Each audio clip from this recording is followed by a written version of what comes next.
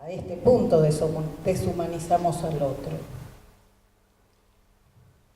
Esta es una experiencia extrema, pero lo vemos con niños muertos en las playas, en las costas, lo vemos con los campos de concentración de migrantes en Estados Unidos, en Europa, los muros, ¿no? Los intentos de separar a los niños y acercárseles para ellos recientemente en Estados Unidos. Es decir, un país, un mundo que construye cada vez más estas formas de exclusión. Pero en nuestro país también vivimos un retroceso, un regreso a discursos discriminadores, ¿no? Como los de ciertos funcionarios públicos que responsabilizan a los migrantes de ciertas falencias en las políticas públicas, o discursos, por ejemplo, que castigan o estigmatizan la presencia de estudiantes extranjeros en las universidades. Y entonces corremos el riesgo de volver a vivir políticas de expulsión y endurecimiento de las fronteras.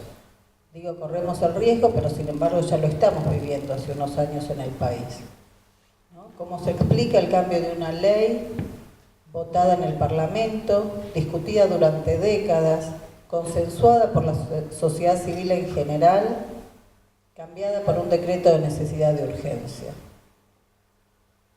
¿Cómo se explica el desmantelamiento de programas territoriales que tenían que ver con estas poblaciones vulneradas, por ejemplo, los que tenían que ver con el otorgamiento de los documentos de identidad para poder así acceder a derechos y a condiciones más dignas de vida?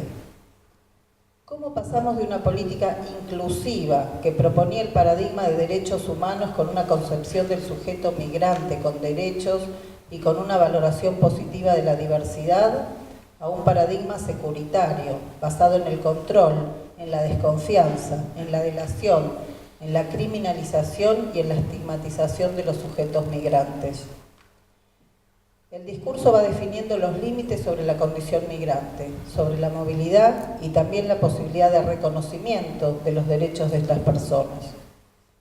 Esta reflexión nos invita a pensar críticamente desde el paradigma de la movilidad sobre las diversidades migrantes en las sociedades contemporáneas. Nos permitiría superar la pretensión del análisis asimilacionista, homogéneo, como ya mencioné, dando cuenta de realidades plurales, complejas, que plantean incomodidades y transgresiones a diferentes dimensiones del sistema de poder que organiza nuestras sociedades. Muchas de las categorías ligadas al concepto de Estado nacional entran en crisis y emergen otras que responden a nuevos contextos. La ideología neoliberal imperante hace varias décadas ha incentivado cambios en el tratamiento de las fronteras. Liberalización en lo económico, apertura de mercados, medidas intervencionistas por parte del Estado como aranceles y subsidios a productores. Se flexibilizan o desaparecen estas reglas. Sin embargo, los conceptos asociados a los derechos fundamentales de las personas no han tenido mayor desarrollo por parte de los Estados nacionales. Un ejemplo claro de esta situación es que gran parte de los tratados celebrados por los Estados nacionales son de carácter económico, encaminados a flexibilizar la legislación laboral y facilitar el movimiento de capitales y mercancías alrededor del mundo, dejando la movilidad humana sujeta a viejas normativas estatales que la ponen en el escalón más vulnerable. Sobre la movilidad de las personas y sus derechos guardan silencio dichos tratados. Se podría objetar que se han celebrado declaraciones de derechos humanos de gran importancia, pero estas no han gozado de la efectividad y respaldo político y jurídico como los tratados económicos. Frente a esta situación de marginalización sistemática por la que atraviesan las personas que deciden migrar a otros países, los desplazados de guerra, los desplazados ambientales, han surgido nuevas categorías que tratan de responder a las necesidades de los migrantes y desplazados. Una de ellas, y es la que me interesa compartir hoy, es la de ciudadanía universal, propuesta que ya ha sido implementada, por ejemplo, en Ecuador, y que busca hacer extensibles los llamados derechos políticos a todos los foráneos y extranjeros, modificando por completo el concepto de extranjero, ya que tanto el nacional como el migrante tendrían los mismos derechos. El desarrollo, análisis y comprensión de esta categoría de ciudadanía universal a nivel académico permitiría un mayor entendimiento de las consecuencias y alcances prácticos.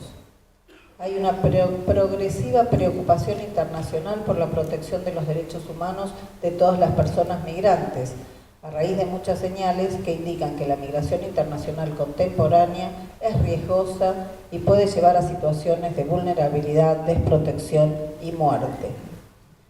El concepto de ciudadanía universal deja de ser una expectativa para convertirse en una realidad a la que se deben enfrentar los estados nacionales modernos. Expandir los derechos a los extranjeros, como lo hizo Ecuador, por ejemplo, país en donde la Constituyente de 2008 introdujo el concepto de ciudadanía universal, ya no como una abstracción empleada por juristas, filósofos y demás especialistas en el tema, sino como un principio constitucional al que se deberán enfrentar operadores jurídicos, empleados estatales, futuros gobernantes y migrantes de todo el mundo. Al respecto, la legislación ecuatoriana incorporó el estatus de ciudadanía universal para reconocer constitucionalmente la diferencia con el otro, eliminando su condición de extranjero y garantizando su libre movilidad por el territorio nacional. Por ende, la ciudadanía moderna aparecería como un discurso de igualdad. En dicho ejercicio se evidencia cómo la ciudadanía universal es una categoría que desnacionaliza los derechos humanos y permite que estos sean discutidos, ampliados y resignificados conforme a cada cultura particular. Podría tratarse de un clivaje histórico en el cual se decidirá si se continúa con la tradición universalista y democrática de ampliar progresivamente los derechos o por el contrario se opta por atarlos al Estado Nacional, limitando así su aplicabilidad a los que gozan del estatus de ciudadano.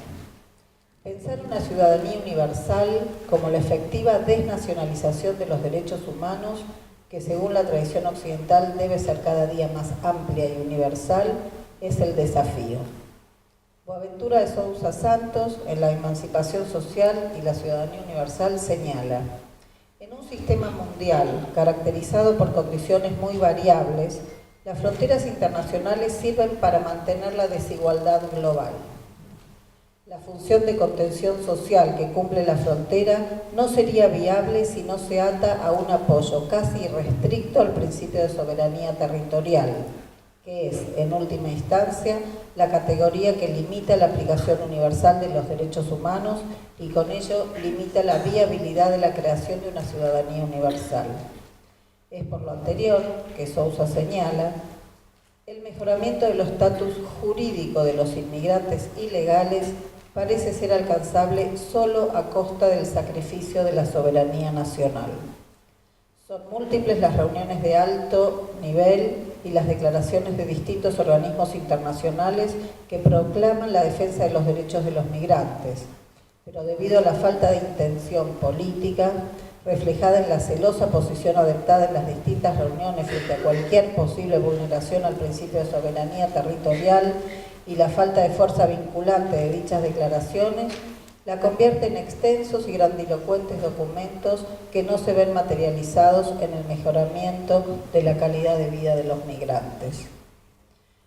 Una nueva teoría de ciudadanía debe ser desarrollada con el fin de dar cuenta de los crecientes movimientos transnacionales, subordinados y de los desafíos que presentan al régimen internacional de los derechos humanos. La ciudadanía debe ser desterritorializada, menos nacional y más igualitaria, de tal manera que la movilidad de millones de personas desplazadas pueda llegar a su fin. La ciudadanía debe ser descanonizada, menos sagrada y más democrática, de manera tal que el pasaporte y la visa dejen de ser un fetiche jurídico desde el cual la vida cambia y del cual depende la dignidad humana de muchas personas. En ese sentido, el carácter emancipatorio de la ciudadanía, al igual que el de los derechos humanos, dependerá de la movilización de las fuerzas políticas progresistas, que deberán convertir la ciudadanía hegemónica en una ciudadanía universal.